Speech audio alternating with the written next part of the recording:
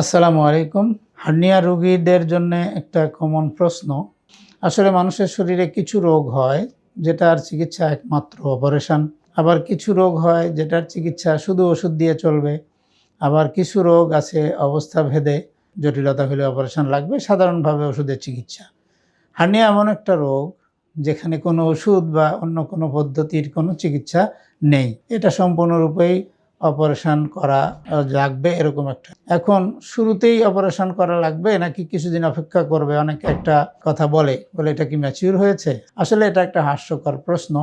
Mature হবার মতো বা ম্যাচিউর হওয়া না হওয়া হার্নিয়ার ক্ষেত্রে কোনো বিষয় নয়। হার্নিয়া হলেই সেটা অপারেশন লাগবে।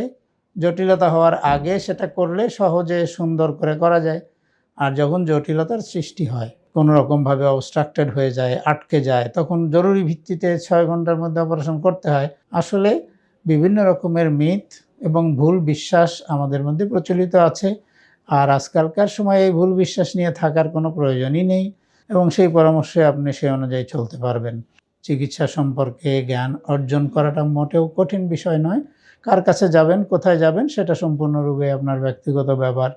আপনি নিজে পছন্দ করে ভালো ডাক্তার খুঁজে আত্মীয়স্বজনের মাধ্যমে তার কাছে যান, চিকিৎসা নিন, সুস্থ থাকুন, ভালো থাকুন।